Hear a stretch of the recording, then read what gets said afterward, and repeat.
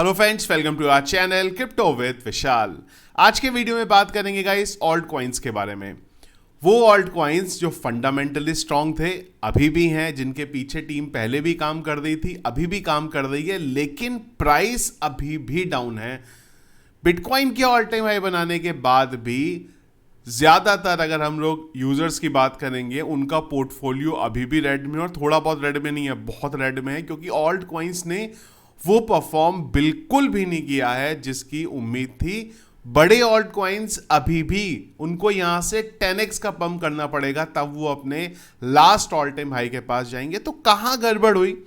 क्या हमने token selection गलत करे, या कुछ और चीजें मार्केट में हुई है, और क्या आने वाले टाइम में हो सकता है? क्या वो ऑल्ट कॉइन्स अब रिकवरी ले सकते हैं? क्योंकि हम लोग क्रिप्टो करेंसी साइकिल के बहुत इंपॉर्टेंट जगह पे हैं, जहां पे अगर हर बार के 4 साल की हिस्ट्री को देखें तो आने वाले 3-4 महीने बचे हैं जहां पे कुछ होता हुआ देखने को मिलेगा, और इसके बाद सेम टू सेम जो हर बार चीजें होती हैं वो देखने को मिलेंगी। यानी कि यहाँ से बियर मार्केट आता हुआ देखने को मिलेगा। बहुत सारे लोग अब ये सोचेंगे, यार हमारा तो पोर्टफोलियो हिला भी नहीं और मैं यहाँ पे बियर रन की बात कर रहा हूँ। मैं बात तब कर रहा हूँ कि अगर 4 साल की साइकिल रिपीट होगी, लेकिन इस बार अगर वो साइकिल ही खत्म हो गई 4 साल की, उसकी जगह 1-1 साल की साइकिल चली, तो चीजें यहाँ पे बदल सकती है। पर समझने की कोशिश करते हैं कहाँ यहाँ पे गड़बड़ हुई इस बार हमसे।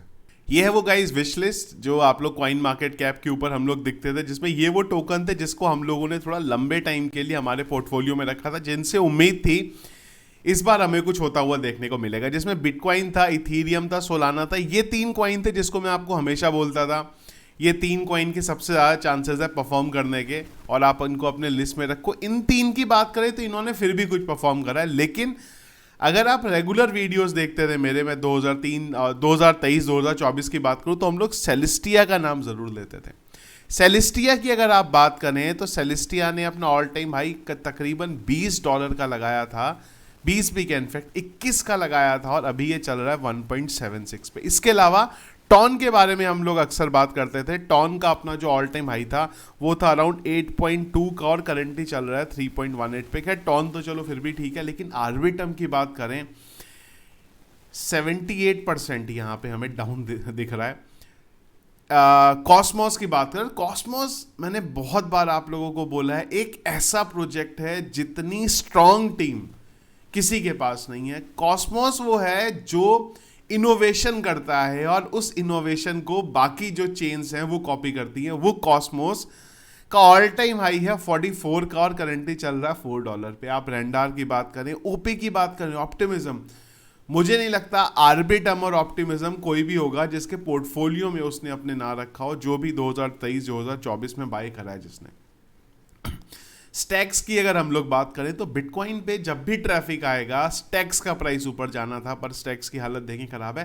पाइथ नेटवर्क से बहुत ज्यादा उम्मीद थी, क्योंकि पाइथ नेटवर्क अल्टीमेटली जो चेन लिंक कर रहा है उसी चीज को यहां पे कर रहा था, पर कुछ नहीं हुआ। खैर स्टार्क नेट की बात करें, मानता की बात करें, एक्ससीआई की बात करें, चलो ये तो फिर भी इनसे छोटे प्रोजेक्ट थे, इनकी हालत देखेंगे तो और ज्यादा यहाँ पे खराब है। पर इनसे तो फिर भी एक बार को उम्मीद कर सकते हैं कि चलो ये नहीं इतने पंप करे, समझ में आता है। पर वो ऊपर वाले जो प्रोजेक्ट थे इनको तो डेफिनेटली करना था। इसमें भी अगर आप एक्ससीआई की बात करेंगे तो खतरनाक बुला हाथ। मानता नेटवर्क जब आया था, जो वो चीज़ें कर रहा था, उस बेस पे उम्मीद थी कि ये कुछ परफॉर्म करेगा, पर अल्टीमेटली ये सारे के सारे प्रोजेक्ट्स का हाल जो है यहाँ पे खराब रहा है। क्या हमने जो सिलेक्शन किया टोकन्स का वो गलत थे? मेरा इस चीज के बारे में मानना है कि नहीं, जो हम लोगों ने सिलेक्ट करे थे ये उस टाइम के हिसाब से करे थे जिस टाइम पे चीजें हो रही थी। पर करंटली ना सब कुछ क्रिप्टो करेंसी मार्केट में बदल गया हुआ है।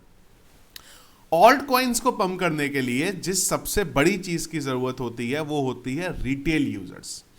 एक ऐसी साइकिल जहां पे रिटेल यूजर जितना आना चाहिए था उतना नहीं आया, पर वो आया, पर उसका इंपैक्ट इस बार ऑल्ट कॉइन्स पे आपको मिलता हुआ देखने को नहीं मिला। वो इंपैक्ट किसी दूसरी जगह पे चला गया। 2 मुझे लगता है सबसे बड़े रीजंस रहे हैं इस बार के ऑल्ट कॉइन्स के पंप ना होने के। उसमें पहला रीजन रहा है रिटेल का ऑल्ट कॉइन्स में ना आना, एक दूसरी जगह चले जाना, जो जगह है यहाँ पे मीम कॉइन्स के लॉन्च पैड, और जिसमें स्पेसिफिकली मैं बात कर रहा हूं यहाँ पे पंप फन की, क्योंकि पंफन जितना बड़ा कोई भी और मीम कॉइन्स का लॉन्च पैड नहीं बना। बॉन्ग जरूर आया सोलाना के ऊपर, पर वो भी इतना बड़ा नहीं बना। बड़ा मतलब आप समझो। और जब पंफन आया था, स्टार्ट हुआ था, हमने तब भी बहुत बार इसके बारे में बात करी, क्या क्या हुआ पंफन का, अभी करंटली क्या पंफन में चल रहा है उसको भी देखेंगे। पर आपको समझना पड़ेगा, पंफन ने पूरा जो रिटेल पब्लिक आई उसको अपनी तरफ अट्रैक्ट किया, और आज की डेट में वो रिटेल पब्लिक भी अब उस प्लेटफॉर्म से जा रही है। हुआ क्या वो देखो।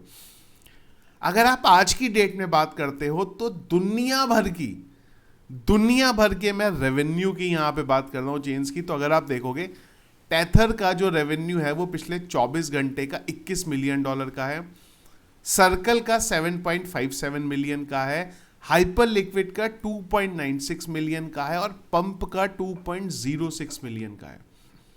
रेवेन्यू समझ रहे हो आप। और इसके बाद सब आते हैं, चाहे आप ट्रॉन की बात करो, जुपिटर की बात करो, फैंटम की बात करो, आवे की बात करो, इथीरियम को देखो, किसी का नाम लो, पम्प फन के बाद आ रहे हैं ये यहाँ पे।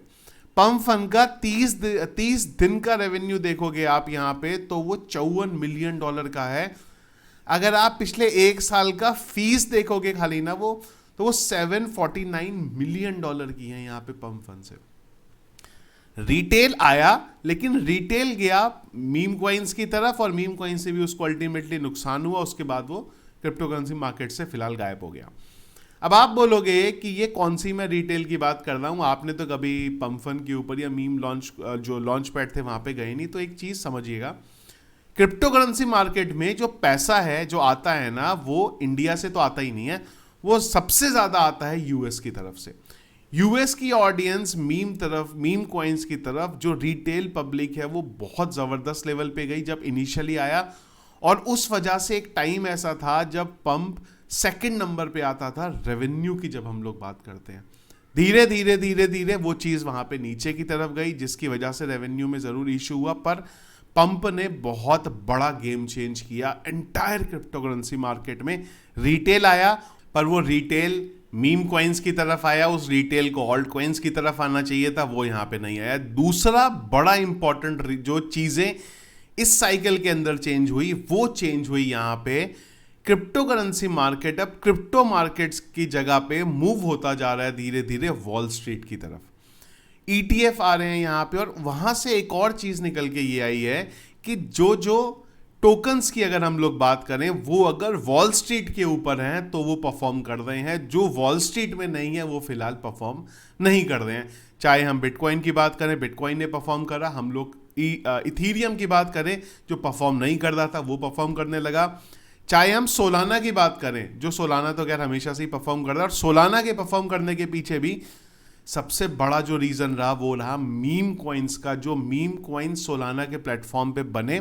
अब अगर आपको पंफन के ऊपर ट्रेड करना है तो उसके लिए आपको हर हालत में सोलाना ही चाहिए।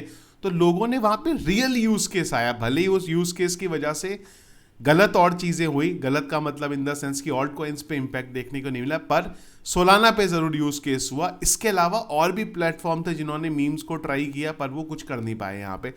तो फिलहाल जो 3 सबसे बड़े टोकन हैं वो तीनों के तीनों यहाँ पे ऑलरेडी परफॉर्म कर रहे हैं। तीनों के तीनों, अगर हम लोग यूएस की बात करें तो स्टॉक मार्केट के ऊपर, वॉल स्ट्रीट की बात करें, नैस्डैक की बात करें, वहां पे आते जा रहे हैं। अब जो चीजें हैं ना वो बदल गई हैं मार्केट को लेके, जो हर बार साइकिल चलती थी। नॉर्मली साइकिल इस बेस पे चलती थी कि सबसे पहले बिटकॉइन पे पैसा आता था, इथीरियम की तरफ जाता था, उसके बाद जो इथीरियम से छोटे ऑल्ट कॉइन से उनकी तरफ जाता था, फिर लो मार्केट कैप पे जाता था, फिर मीम कॉइन्स की तरफ जाता था। लेकिन इस बार सारी साइकिल बदल गई। अब ये साइकिल बदलने में किसका इंपॉर्टेंट रोल है वो आप जानते ही यहाँ पे, वो है ट्रम्प का।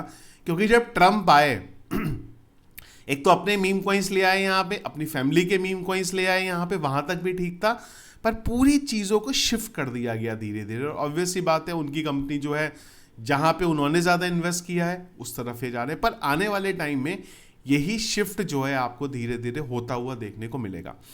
बहुत सारे और प्रोजेक्ट्स हैं जो ऑलरेडी वॉल स्ट्रीट की तरफ जा रहे हैं, वहां पे जिनके अपने कनेक्ट्स हैं वो आने वाले टाइम में और बेटर परफॉर्म करेंगे। पर जिनके कनेक्ट्स नहीं हैं वो जब वहां पे नहीं पहुंच पाएंगे, तो जिस प्राइस पे हैं वो आज, यहाँ से आपको पंप होता हुआ तो देखने को मिल जाएगा, पर अब जिस क्रिटिकल जगह पे हम लोग हैं तो इसमें से मुझे नहीं लगता ज़्यादा प्रोजेक्ट्स ऐसे होंगे जो अपने फिलहाल फिर से यहाँ से 10x परफॉर्म कर पाएंगे। क्योंकि आप समझो अगर इन प्रोजेक्ट्स को 10x पंप करना है अब यहाँ से जिस जगह पे है, इवन मैं सेलेस्टिया की भी बात करता हूँ यहाँ पे, सेलेस्टिया अगर आज की डेट में 1.76 पे है और सेलेस्टिया की मार्केट कैप यहाँ पे $1 बिलियन की है, तो सेलेस्टिया को अगर यहाँ पे 10x परफॉर्म करना है तो सेलेस्टिया की मार्केट कैप को भी सीधा सीधा 10x का यहाँ पे पंप करना पड़ेगा। तो करीब करीब यहाँ से 11-12 बिलियन डॉलर की मार्केट कैप होगी सेलेस्टिया की। और एक और चीज़ जो मैंने ऐड नहीं करी थी वो ये था, जो मार्केट आज गया है ना उसमें सेलेस्टिया का बड़ा इंपॉर्टेंट रोल है ऑल्ट कॉइन्स को लेके भी। सेलेस्टिया जब आया था उसने पूरे मार्केट को एकदम से चेंज कर दिया। एक ऐसा प्रोजेक्ट जिसने वैल्यूएशन बेस पे बात करें या किसी भी दूसरे पैरामीटर पे पे जाएं, पूरी की पूरी इंडस्ट्री को हिला दिया था। और उस टाइम पे पूरी उम्मीद थी कि जिस तरीके से सेलेस्टिया ग्रो कर रहा है वो उस तरीके से ग्रो करता रहेगा। पर उसके बाद जो इनिशियल लोग हैं या इनसाइडर बोल दीजिए आप, या जिन्होंने इनिशियल लेवल पे इन्वेस्ट किया था, उन्होंने वहाँ पे चीज़ों को धीरे धीरे डंप मारने लगे। उसके बाद ओवरऑल ऑल्ट कॉइन्स भी हमें नीचे की तरफ जाता वो देखने को मिला। तो जो सेलेस्टिया ने किया, बाकी भी और लोगों ने वो प्रोसेस को करने की कोशिश करी, पर वो यहाँ पे फाइनली जो है सक्सेसफुल नहीं हो पाए। सेम टू सेम चीज़ मैंने कोशिश करी एक बार चैट जीपीटी को पूछो कि भाई क्या हुआ इस बार, जो ऑल्ट कॉइन से पंप क्यों नहीं करे। तो चैट जीपीटी ने का क्या बोलना था, बिटकॉइन डोमिनेंस, जो ठीक है पर मुझे नहीं लगता ये तो ऑब्वियस सी बात है क्योंकि बिटकॉइन ही यहाँ पे लगातार परफॉर्म करता जा रहा है, इस वजह से बढ़ रही है। अगेन सेकेंड रीजन भी ठीक है पर मुझे नहीं लगता ये भी कोई बहुत बड़ा रीजन था। पर ये जरूर रीजन था, लो रिटेल पार्टिसिपेंट। रिटेल आई पर वो कहाँ गई, वो गई मीम कॉइन्स की तरफ, ऑल्ट कॉइन्स पे नहीं आई। ये भी ठीक है, ये भी ठीक है। देन ये भी एक इंपॉर्टेंट रीजन है कि ETF इन सब की वजह से जो स्पेसिफिक जो अट्रैक्शन था ना वो इन दो प्रोजेक्ट को मिलता गया, बिटकॉइन इथेरियम को। जिसने ये अपने पोर्टफोलियो में रखे थे एटलीस्ट वो यहाँ पे पॉजिटिव है। इवन सोलाना को भी आपने रखा था तो भी है, पर इसके बाद चीज़ें खराब हो गई। मीम कॉइन्स को लेके जब मैंने पूछा यहाँ पे चैट जीपीटी से क्या है, तो इन्होंने बोला कि हाँ यार इनडायरेक्टली इम्पैक्ट तो पड़ा ही है इस चीज़ का, क्योंकि लोग जो थे शॉर्ट टर्म के लिए चले गए जो मीम के प्लेटफॉर्म है उनकी तरफ, और उनको उस चीज़ का जो है फ़ायदा यहाँ पे देखने को नहीं मिला। तो ये फिलहाल मेरे अकॉर्डिंग इंपॉर्टेंट रीजंस हैं जिसकी वजह से हमें ऑल्ट कॉइन्स परफॉर्म होता हुआ देखने को नहीं मिला। मुझे नहीं लगता लोगों की गलती है यहाँ पे, उन्होंने ऑल्ट कॉइन्स अगर ये लिए थे तो सही लिए थे। हाँ ये ज़रूर रीज़न हो सकता है कि आपने बिटकॉइन को अपने पोर्टफोलियो में जितना रखना चाहिए था वो शायद नहीं रखा, इथीरियम को जितना रखना चाहिए था वो नहीं रखा, लोगों ने सोलाना को नहीं लिया। पर जिन्होंने ये लिए तो अल्टीमेटली उनका पोर्टफोलियो मुझे लगता है अगर रेड में रहा भी होगा तो बहुत हल्का सा रेड में होगा, और या फिर ग्रीन यहाँ पे हो चुका होगा, या फिर हो सकता है कि जो इन्वेस्ट किया था उसी पर नुकसान में नहीं होगे। पर अगर आप प्योरली ऑल्ट कॉइन्स में रहे हो तो फिर यहाँ पे नुकसान आपको रहा होगा। अब सबसे बड़ा क्वेश्चन, चलो ठीक है आप बोलोगे यार ठीक है भाई, पर हम क्या करें, अब यहाँ पे क्या कर सकते हैं। फिलहाल ये ऑल्ट कॉइन्स अगर आपने लिए हैं या इसके अलावा कोई भी और ऑल्ट कॉइन्स लिए हैं जो ऑलरेडी 80-90% डाउन है, तो फिलहाल तो देखो कुछ कर नहीं सकते यहाँ पे। वेट अब इस चीज का करना है कि ये साइकिल चलती किस हिसाब से, ये क्या 3 महीने की और साइकिल चलेगी, या फिर जो क्रिप्टो करेंसी मार्केट की साइकिल है वही बदल जाएगी, वही अब 1-1 साल की 6-6 महीने की साइकिल चलेगी, जहाँ पे 6 महीने पंप होगा 6 महीने डंप होगा। वो भी अगर इवन मुझे लगता है साइकिल अब चले तो भी बढ़िया है, वो भी चलेगी तो कुछ परफॉर्म करेंगे कुछ नहीं करेंगे। पर अगर ये 3 महीने की साइकिल ही है तो अल्टीमेटली मार्केट को ऊपर जाने के लिए कितना पैसा आ जाएगा मार्केट में। ज़्यादा से ज़्यादा यहाँ पे अगर हम लोग मार्केट कैप की बात करें अभी, तो करंटली अगर आप मार्केट कैप देखोगे क्या होगी, 4 ट्रिलियन के पास होगी ऑलमोस्ट। अगर मैं यहाँ पे देखूँ 4 ट्रिलियन से ही मार्केट कैप कम है, तो क्या हो जाएगा 1-1.25 ट्रिलियन आ जाएगा पैसा ज़्यादा से ज़्यादा अगले 3 महीने के अंदर, उससे ज़्यादा तो आने से रहा। तो अगर वो 1-1.25 ट्रिलियन भी आ गया तो कुछ ऑल्ट कॉइन्स होंगे जो बिल्कुल परफॉर्म करेंगे। कौन से परफॉर्म करेंगे, जिनका आप कनेक्ट होगा, कहाँ पे कनेक्ट होगा, वॉल स्ट्रीट के अंदर। कुछ ऑल्ट कॉइन्स हैं जैसे कि टॉन है, वो ऑलरेडी यहाँ पे प्लान कर रहे हैं, ऑलरेडी बात कर रहे हैं यूएस के अंदर नैस्डैक में कि भाई जिस तरीके से माइक्रो स्ट्रेटेजी ने करा जो वो सेम टू सेम का हम लोग टॉन के साथ कर सकें। वो अगर सेटिंग बैठ गई तो टॉन की मार्केट कैप क्या है 8 बिलियन की है, यहाँ से हो सकता है ईजिली 20-25 बिलियन पहुँच जाए।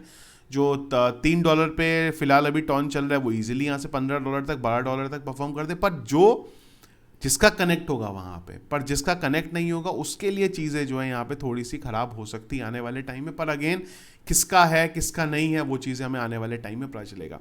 अभी तक क्या चलता था कि जो प्रोजेक्ट आया है उस प्रोजेक्ट का, उसके फाउंडर का क्रिप्टो करेंसी मार्केट में किस तरीके से जान पहचान है कि वो अपनी जान पहचान का कितना लेवरेज लेगा और उसके बेस पे प्राइस को पंप करेगा, जगह जगह प्रोजेक्ट के बारे में बात करेगा, थोड़ा टीम खुद से यहाँ पे पंप करेगी, टोकन के ऊपर मार्केटिंग करी जाएगी और उसके बाद चीजें बदलेंगी। पर वो पूरा सिनेरियो इस साइकिल में चेंज हो गया।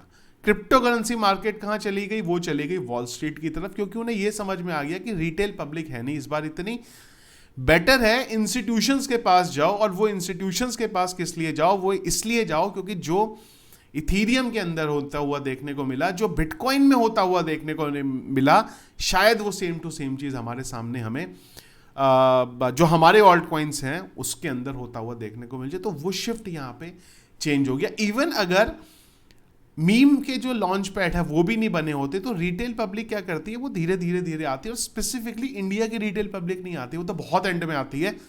इंडिया कितना आ जाएगा इंडिया से? हाँ, इंडिया से नंबर ऑफ यूजर्स आ जाएंगे, पर अगर आप बोलोगे कि इंडिया से कितना ऐड हो जाएगा तो वो कोई ऐसा 100-200 बिलियन डॉलर तो ऐड होने से रहा ना। तो जब तक ऐड नहीं होगा तब तक जो रिटेल पब्लिक है ऑल्ट सीजन है वो आएगा नहीं। वो आता है यूएस की तरफ से कि यूएस की पब्लिक जब बिटकॉइन ऊपर जाता है, इथीरियम ऊपर जाता है, तो वो लोग अट्रैक्ट होते हैं, नए लोग अट्रैक्ट होते हैं, पुराने लोग अट्रैक्ट होते हैं, वो ऑल्ट कॉइन्स के अंदर पैसा डालते हैं। पर यूएस में पंप फंड की बात करें वो 2024 के जनवरी में आ गया, पर जब आप जून जुलाई तक आए तब तक वो यूएस में आ चुका था, तब तक लोग उसको यूज करने लग गए थे। हमारे इंडिया में आते आते वो और 1 साल लेट हो गया, आज भी लोगों को पंप फंड के बारे में पता नहीं, पर यूएस में इन सब चीजों का यूज हो गया। और वो जो इनिशियल लोग थे वो घुसे।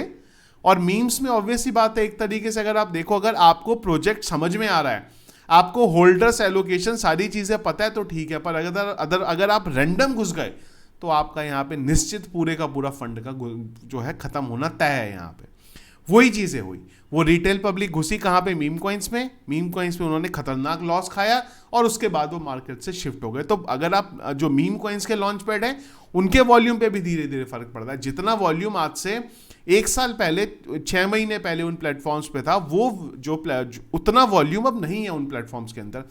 अब या तो कोई नया प्लेटफॉर्म आए, हमने टॉन के बारे में बात करी थी कि मे बी आपको टॉन आता हुआ देखने को मिल जाए, तो या तो कोई नया प्लेटफॉर्म आए। अब अगर कोई नया प्लेटफॉर्म आया फिर से लॉन्च पैड लेके अपना बड़ा, तो उसका प्राइस जबरदस्त तरीके से आपको भागता हुआ देखने को मिल सकता है। आए लॉन्च पैड, और अगर वो 1 महीना भी, 2 महीना तो छोड़ो, 1 महीना भी मार्केट में सस्टेन कर पाया तो आपको उसका जो प्राइस है आते हुए टाइम पे बढ़ता हुआ देखने को मिल सकता है। अगेन अगर आपने ये ऑल्ट कॉइन्स लिए हुए थे तो फिलहाल तो कुछ नहीं कर सकते, फिलहाल अब हमें वेट करना है थोड़ा सा कि साइकिल किस तरीके से चलती है, उसके बाद हमें समझ में आएगा। अगेन मैंने पहले भी आपको बोला था, जिस टाइम पे मेरे को पर्सनली लगा, अभी भी मैंने मेरे बिटकॉइन की बात करूं, मैंने मेरे इथीरियम की बात करूं, मैंने मेरे सोलाना की बात करूं, मैंने उनको सेल आउट करना नहीं शुरू करा है। बिटकॉइन के बारे में मैं बहुत क्लियर हूं, उसको मैं सेल आउट नहीं करने वाला हूं। सोलाना को लेके देखेंगे किस तरीके से चीजें आने वाले टाइम में होती है। पहले मेरा सोलाना को टारगेट $500 का था कि जब तक $500 पे सोलाना नहीं आता उसके बाद मैं बेचना शुरू करूंगा धीरे धीरे धीरे करके, क्योंकि उस टाइम पे $1000 तक भी सोलाना से उम्मीद थी कि मार्केट में आ जाएगा सोलाना का प्राइस इजीली। पर फिलहाल उतना जो आना चाहिए था पैसा वो सोलाना के अंदर भी नहीं आया, आने वाले टाइम में देखेंगे। पर हाँ, अभी भी मैं सोलाना को लेके बुलिश ही हूँ, यहाँ पे मैं सोलाना नहीं निकाला। बाकी ऑल्ट कॉइन्स में तो खैर कुछ उनकी वैल्यू ऑलरेडी इतनी ज़्यादा गिर गई है कि उनको फिलहाल अब लग रहा है क्या फ़ायदा निकाल के थोड़ा और वेट करते हैं, यहाँ पे देखते हैं किस तरीके से चीज़ें होती हुई देखने को मिलेंगी, तब हम लोग इस बारे में डिसाइड करेंगे। आई नो ज़्यादातर लोगों को अब क्रिप्टो करेंसी मार्केट से ज़्यादा उम्मीद नहीं है कि यहाँ पे कुछ होता हुआ देखने को नहीं मिलेगा, पर इससे एक और चीज़ समझ में आती है कि जब भी मार्केट अगर यहाँ से बियर साइकिल स्टार्ट होती है, जब भी मार्केट अपने बिल्कुल बॉटम पे होगा, जब आपको चारों तरफ ये सुनने को मिल रहा हो क्रिप्टो करेंसी मार्केट खत्म हो गया, उस टाइम पे बिटकॉइन पे जरूर इन्वेस्ट कर लेना, क्योंकि अगर आपने उस टाइम पे भी इन्वेस्ट कर लिया ना तो भी अगली साइकिल के अंदर, अगर हर बार 4 साल की साइकिल चली तो भी आपको फायदा होगा। एक और चीज, जितना मैंने क्रिप्टो करेंसी मार्केट को ऑब्जर्व करा है ना, जो पहली साइकिल होती है ना उसमें लोग नहीं कमा पाते, फैक्ट है ये। हमेशा प्रॉफिट होता है नेक्स्ट साइकिल के अंदर, क्योंकि पहली साइकिल में कुछ ना कुछ आपने भी गलती करी होती है, कुछ आपको भी मार्केट के बारे में समझ में आता है, पर अगली साइकिल में आपको भी इतनी चीज़ें समझ में आ गई होती हैं, तो चीज़ें बदलती हुई हमें देखने को मिलती है। पर अगेन, अब अगली साइकिल में अगर बिटकॉइन ही नहीं रहा, इसकी जगह लेट से कोई एबीसी टोकन आ गया जो लीड ले लिया तो अलग बात है, पर आइडियली ऐसा होने के चांस जीरो हैं। तो समझ इस चीज से ये लो आप कि आपने सिर्फ ऑल्ट कॉइन्स खरीदे थे, और कोई भी ऑल्ट कॉइन्स यहाँ पे खरीदे थे, क्या कोई भी, क्या मैंने भी आपको एक्सीआई मानता है, स्टार नेट के बारे में बताया, जो सारे के सारे जबरदस्त तरीके से क्रैश है यहाँ पे। तो अगर ये ऑल्ट कॉइन्स आप लोगों ने लिए थे, पोर्टफोलियो बुरे तरीके से हिला पड़ा है, तो जब भी बियर साइकिल आएगी, जब पूरा क्रिप्टो करेंसी मार्केट खत्म होने के कगार में होगा, चारों तरफ आपको ये चीज मिल रही होगी, उस टाइम पे थोड़ा सा बस बिटकॉइन ले लेना। वो बिटकॉइन जो आज आपका पोर्टफोलियो बुरे तरीके से रेड में देखने को मिल रहा है आपको, वो उसको एक बार एटलीस्ट ग्रीन कर सकता है, या फिर जितना आपने इन्वेस्ट किया है ना वो आपको वापस लेके आ सकता है। तो इस चीज़ के बारे में ध्यान रखिएगा। एक और बड़ी चीज़, कभी भी क्रिप्टो करेंसी मार्केट में लोन, उधार या फिर किसी से रुपए मांग के इन्वेस्ट मत करो। जो भी आपकी साइड इनकम है ना उसको इन्वेस्ट करो, क्योंकि एक साइड इनकम पे इन्वेस्ट करोगे ना तो फिर भी थोड़ा सा आप सेफर साइड पे रहोगे। तो ये था गाइस डिटेल ऑब्जर्वेशन मेरे अकॉर्डिंग ऑल्ट कॉइन्स की जो चीज़ें चल रही हैं। कुछ अगर और इंपॉर्टेंट क्रिप्टो करेंसी मार्केट से रिलेटेड अपडेट रहा, उसको टेलीग्राम पे, ट्विटर पे डिस्कस करेंगे, जिसके लिए दोनों प्लेटफॉर्म के लिंक आपको कमेंट बॉक्स पे पिन पे मिल जाएंगे, वहाँ से जाके आप उन्हें ज्वाइन कर लीजिएगा। आज इवनिंग में सीपीआई का डेटा आने वाला है, किस तरीके से आएगा उस पर जो एफओएमसी की मीटिंग में रेट कट होने वाले हैं वो डिपेंड करेंगे। तो मार्केट थोड़ा इवनिंग में वॉलेटाइल रह सकता है, उस पर ध्यान रखिएगा। वीडियो पसंद आया इसको लाइक और शेयर से रखिएगा। चैनल में अगर आप नए हैं, फर्स्ट टाइम वीडियो देखें, चैनल को सब्सक्राइब कर लीजिएगा। सारी चीज़ें जो मैंने बात करी, आप लोगों का क्या ओपिनियन है, आप लोगों को क्या लगता है, कमेंट बॉक्स में मुझे जरूर बताइएगा। Thank you friends.